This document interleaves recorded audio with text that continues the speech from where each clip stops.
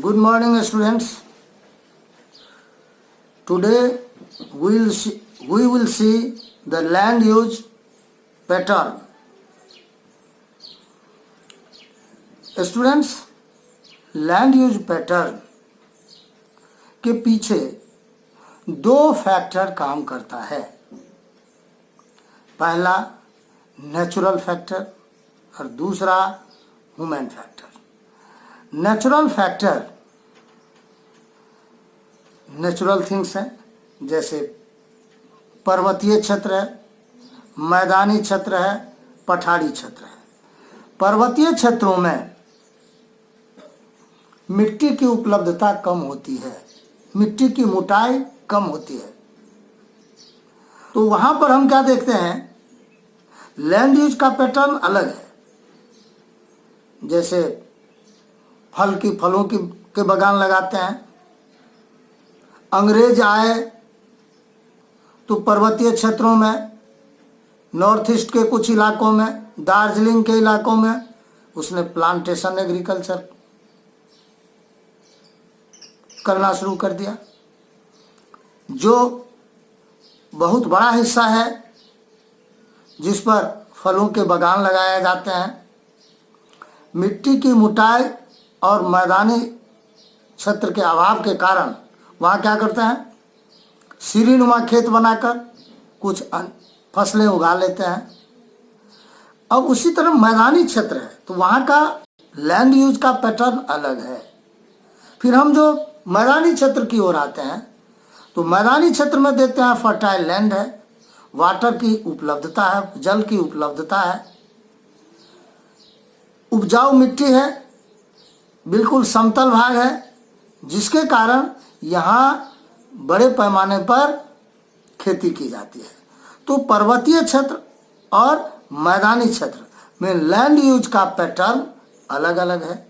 भारत विशाल देश है, जो यहाँ नेचुरल फैक्टर विभिन्न भागों में विभिन्न तरह का है, जिसके कारण विभिन्न हिस्सों में लैंड यूज का पैटर्न भी अलग अलग है। अब दूसरा एग्जाम्पल तुमको हम देते हैं ह्यूमन फैक्टर से। देखो, पठारी क्षेत्र, हम छोटा नागपुर पठार पर ले चलते हैं की चर्चा करते हैं। छोटा नागपुर पठार पर जो आदिवासी जातियां रहती है, बहुत सारी आदिवासी जाति है, मुंडा है, बिरहोर है, अभी तुम लोगों ने मुख्यमंत्री का नाम पूछा, सोरेन है, उस प्रजाति के लोग भी रहते हैं। बिरहोर है, मुंडा है, होरो है, मरांडी है, लकड़ा है।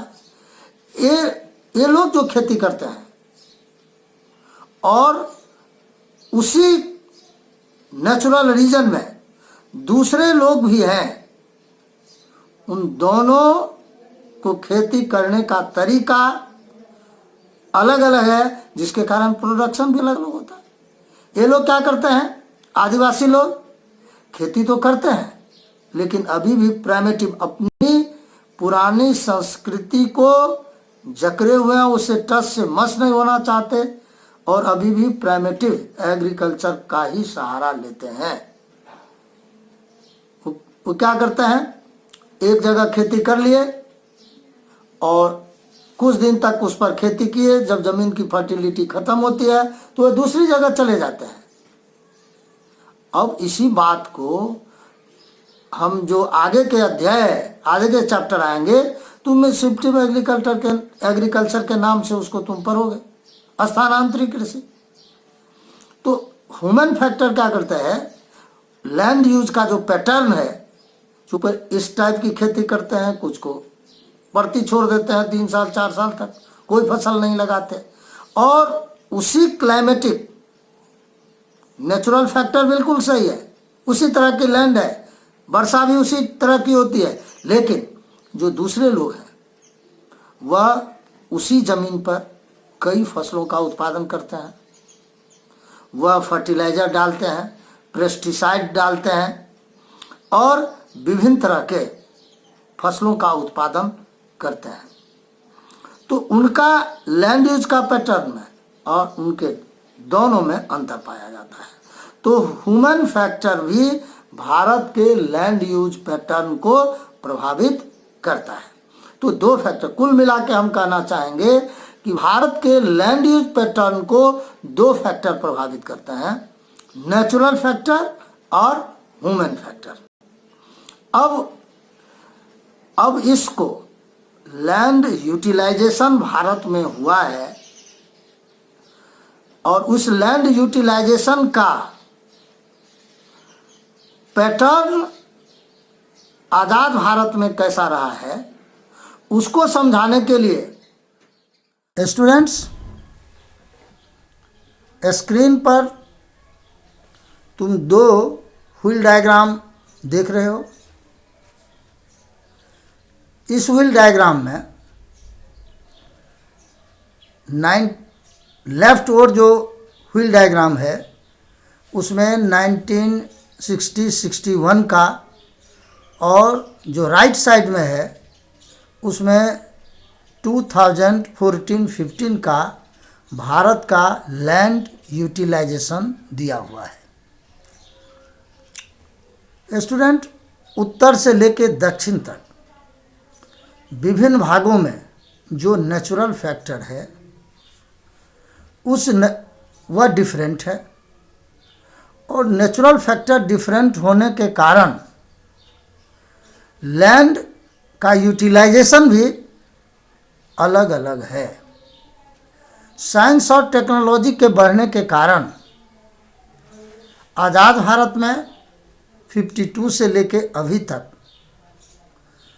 डिफरेंट हेड्स में लैंड में का जो एरिया था वह किसी में बढ़ा है और किसी हेड्स में घटा है। अब इन दोनों डायग्राम को माध्यम से मैं तुमको लैंड यूज, भारत में लैंड यूज का जो पैटर्न 52 से अभी तक का जो है उसको मैं समझाने की कोशिश करता हूँ। क्लॉकवाइज हम राइट 90 डिग्री पर ऊपर तुम देख रहे हो, सबसे पहला जो ब्लू कलर का है वह है फॉरेस्ट। वहाँ से हम राइट क्लॉकवाइज हम चलेंगे। फॉरेस्ट जो सबसे पहला टॉप पर फॉरेस्ट है, फॉरेस्ट 1960-61 में 18.11% पर फॉरेस्ट था, और पूरे विश्व के लोगों का ध्यान फॉरेस्ट की तरफ वर्ल्ड लेवल पर था। चूँकि विश्व स्तर पर जो फॉरेस्ट की कटाई अधिक हुई थी, और तो लोगों का ध्यान, विश्व के साइंटिस्टों का ध्यान इकोलॉजिकल बैलेंस के लिए फॉरेस्ट की तरफ गया। भारत में 18.11% पर चला गया, जबकि वैज्ञानिकों का कहना था भारत की जनसंख्या के अनुसार भारत में 33% पर फॉरेस्ट होना चाहिए था। इसको ध्यान में रखते हुए फॉरेस्ट को का जो एरिया है उसको बढ़ाने पर की ओर सरकार का ध्यान आकृष्ट हुआ। अब देखो, भारत में जहाँ तक 18.11% पर जो चला गया, तो भारत में फॉरेस्ट की कटाई या जंगलों की कटाई अभी कोई कम हुई है, अंधाधुंध कटाई हुई है? सो नहीं। फॉरेस्ट को बर्बाद करने का, अंधाधुंध काटने का सिलसिला अंग्रेज़ों के समय से ही चला आ रहा है। अंग्रेज स्लीपर के नाम पर भारत के जो प्रमुख जंगल थे उनको काटा, और उसका कुछ तो स्लीपर में यूज किया, और अधिकांश को टिम्बर बनाकर विश्व बाजार में बेचा और बहुत अधिक धन इससे कमाया। उस समय जंगलों की कटाई हुई। इसके बाद आज़ादी के बाद भी जंगल की अंधाधुंध कटाई होती रही। चूँकि बहुत सारे लोग आज़ादी के बाद जो पाकिस्तान और भारत, हिंदुस्तान और पाकिस्तान, जो भारत और पाकिस्तान जो बना, तो पाकिस्तान से जो हिंदू लोग माइग्रेट होकर के भारत में आए तो मुख्य रूप से उत्तरी क्षेत्रों में बसे। जो उत्तर प्रदेश का उत्तरी हिस्सा जो आज उत्तराखंड है, वहाँ हिमाचल में अन्य जगहों पर उन क्षेत्रों में आकर के बसे। तो बड़े पैमाने पर उस समय में भी जंगल को यानी फॉरेस्ट को काटा गया और एक ऐसी स्थिति आ गई कि 18% पर जंगल आ गया। अब जंगल के बढ़ाने की जहाँ तक बात है, तो जो प्रथम पंचवर्षीय योजनाएं से ही जंगल की ओर लोगों का ध्यान गया, लेकिन तब तक तो जंगलों की बहुत अधिक कटाई हो चुकी थी। फिर जब 60 के बाद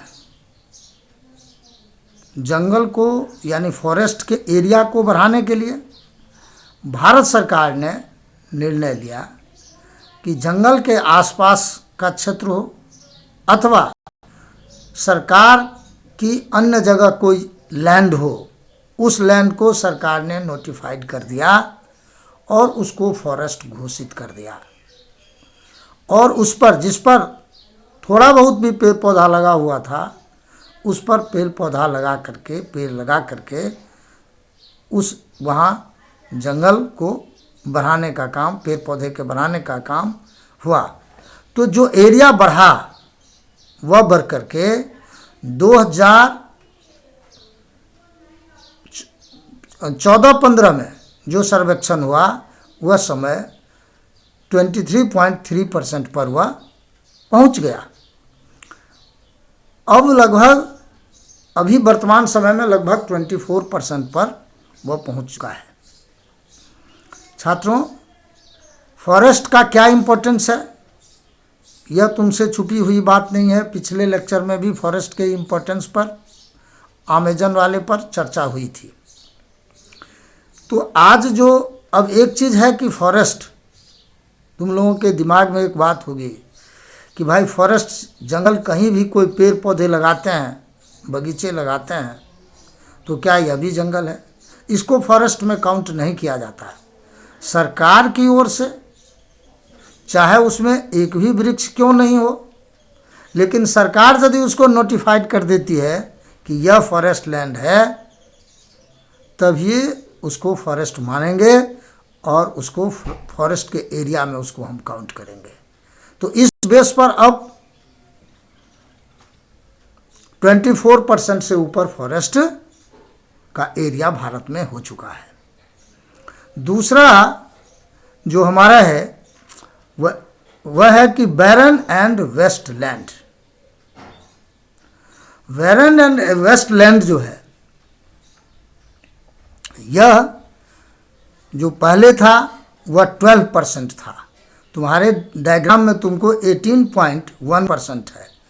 यह प्रोबेबली मिसप्रिंट है, मात्र 12%। दूसरी जगह जो से वेरीफाई करने पर हमें लग रहा है कि यह मिसप्रिंट हो गया, इसमें 12% था, जो घटकर 14-15 में यह मात्र 5.5 रह गया है।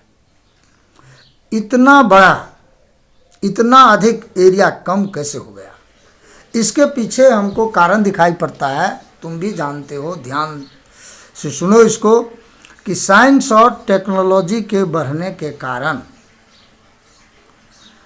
जो हमारा बैरन लैंड था, पास वेस्ट लैंड था, उसमें फर्टिलाइज़र डालकर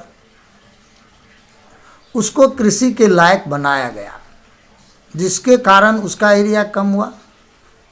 नंबर 2, जो लैंड था उस लैंड पर पॉपुलेशन बढ़ने के कारण नगरों के आसपास जो लैंड था, उस लैंड को बैरन लैंड और वेस्ट लैंड, उस वेस्ट लैंड को सरकार भी, गवर्नमेंट की जो मशीनरी है, गवर्नमेंट का जो विभाग है अर्बन डेवलपमेंट, वह अर्बन डेवलपमेंट क्या किया है के माध्यम से कॉलोनी काट करके लोगों को बसाया गया है, यानी सेटलमेंट एरिया का विस्तार हुआ है। एक तो यह भी बहुत बड़ा कारण है कॉलोनी, और साथ ही साथ एक तो गवर्नमेंट कॉलोनी काटी है और प्राइवेट लोग भी, जो बैरन लैंड प्राइवेट लोगों के पास था, पब्लिक के पास था, वह भी प्राइवेट कॉलोनी काट कर अधिक पैसे के लालच में उस पर भी सेटलमेंट को बढ़ाया है। तो यह दो प्रमुख कारण है, और प्रमुख कारण है। एक तीसरा कारण और भी है कि पॉपुलेशन बढ़ने के साथ साथ इंडस्ट्रियल गुड्स की भी बड़े पैमाने पर मांग बढ़ी है। तो इंडस्ट्री को एस्टेब्लिश करने के लिए भी लैंड चाहिए। तो लैंड जो है बैरन लैंड, एग्रीकल्चरल लैंड ज़्यादा महंगा होता है, इसीलिए बैरन लैंड और वेस्ट लैंड जो है, उस बैरन और वेस्ट लैंड पर इंडस्ट्री का भी डेवलपमेंट हो गया है।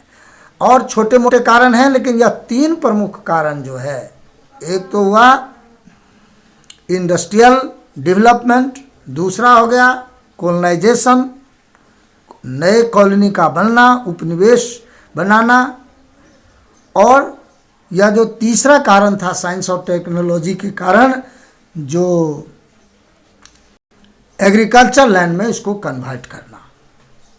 तो ये तीन कारण। बैरन लैंड के बाद area under non agricultural use. अब देखो नॉन एग्रीकल्चरल यूज में का जो एरिया है वह इंक्रीज किया है। वह इंक्रीज करने का कारण यह है, इसमें भी ऊपर का ही फैक्टर बहुत कुछ काम करता है, जो कि सेटलमेंट और कॉलोनी इसमें भी बढ़ा है। चौथा permanent pasture and grazing land है। यह 4.71% था, जो घटकर 3.3 हो गया है।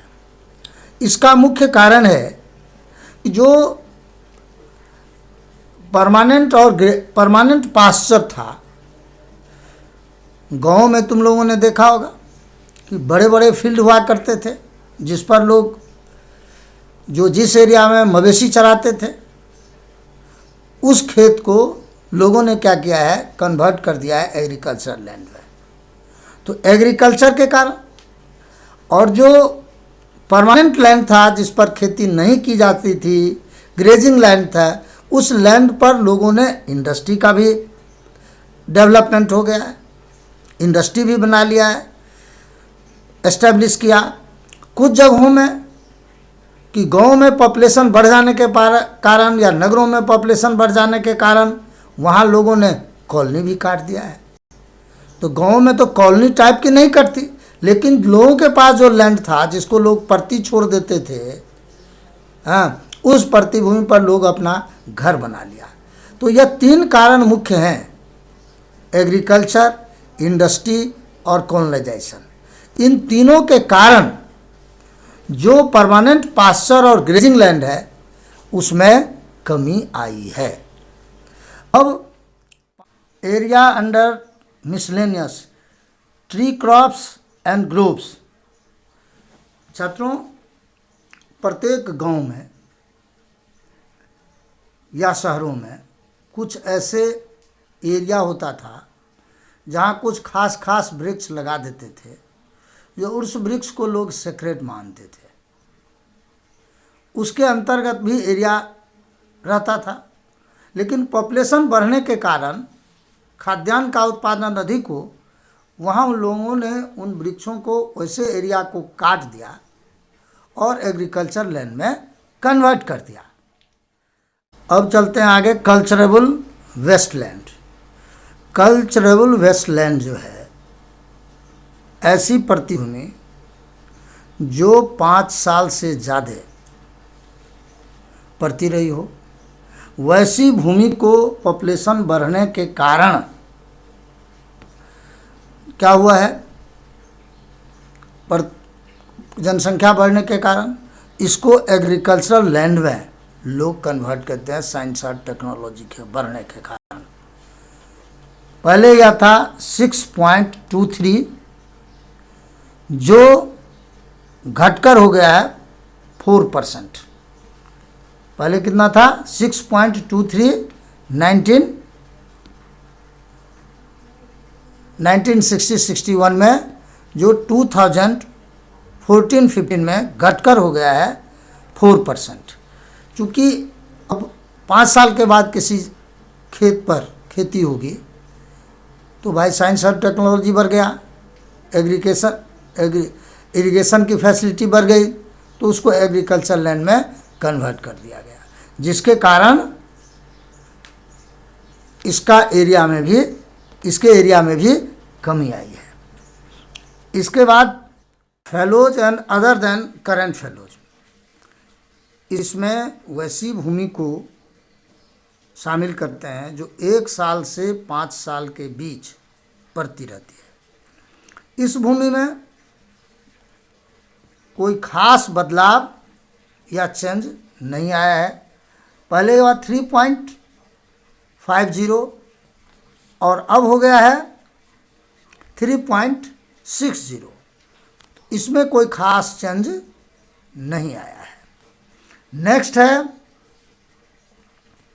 Current fellow. करंट फेलो में बदलाव आया है। पहले यह 3.73 था, जो 4.9 हो गया है। इसमें बढ़ोतरी हुई है। इस बढ़ोतरी का मुख्य कारण है कि कई वर्षों तक जो हम फसल लगाते हैं और उसमें फर्टिलिटी कम आ जाती है, तो लोग उसको 1 साल से कम के लिए यूं ही उसको छोड़ देते हैं और फिर दूसरी फसल लगाते हैं, जिसमें कि उसकी फर्टिलिटी बरकरार रहे। अब नेक्स्ट है जो सबसे महत्वपूर्ण है, वह है नेट सोन एरिया। अब छात्रों, हम कुछ नेट सोन एरिया इसको हम क्लियर करना चाहेंगे कि नेट सोन एरिया और एक आता है ग्रॉस एरिया। हम देखते हैं नेट सोन एरिया। सबसे पहले नेट सोन एरिया का पैटर्न कैसा रहा है भारत में, उसको बताने से पहले मैं तुमको नेट सोन एरिया एक बार और क्लियर कर देता हूं। नेट सोन एरिया, सपोज कोई किसान है, उसके पास 11 एकड़ जमीन है और वह किसान वर्षा ऋतु का समय आया, खरीफ फसल व धान का, जिसको तुम चावल या राइस की खेती करते हो, वह किसान 7 एकड़ पर पहली फसल लगाया। तो किसान के पास 11 एकड़ जमीन है, लेकिन वह पहली फसल लगाया 7 एकड़ पर। तो उस किसान के लिए 7 एकड़ हो गया नेट सोन एरिया। अभी दूसरा टर्म इसमें आता है ग्रॉस एरिया। तो देखो 7 एकड़ पर वह पहली फसल लगाया, नेट सोन एरिया हो गया।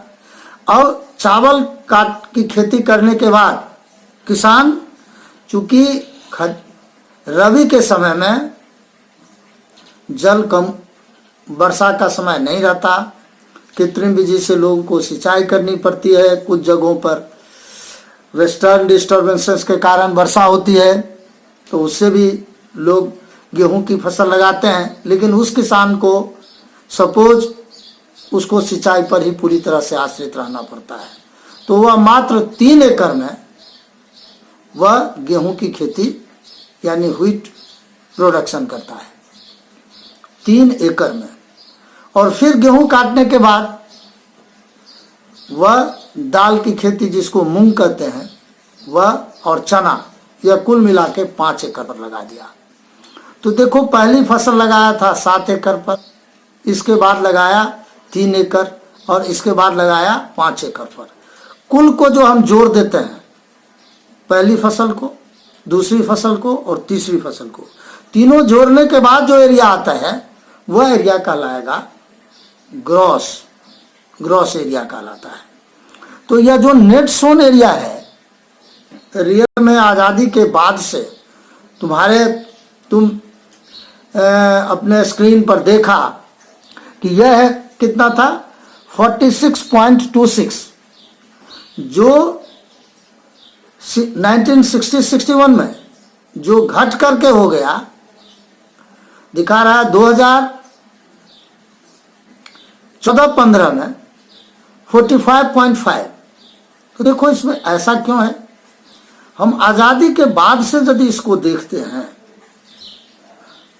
तो आज़ादी के बाद से आज़ाद भारत में तो इसका ग्राफ जो जाता है, पहले क्या हुआ, अधिक था, बीच में क्या हुआ, बिल्कुल कम हुआ, और धीरे धीरे वह फिर बढ़ने लगा। आज बढ़ के 45.5% हो गया है। और जो दूसरी हायर क्लास 11th वगैरह के क्लास की जो बुक है NCERT की, उसमें यह 46% से ऊपर दिखाता है। इसका मतलब है कि पहले अधिक था, बीच में कुछ कम हुआ, और फिर यह नेट सोन एरिया धीरे धीरे बढ़ने लगा है। तो आज जो तुम्हारा भारत का लैंड यूज पैटर्न था, इसकी चर्चा मैंने की। अब अगले क्लास में हम सॉइल की चर्चा करेंगे।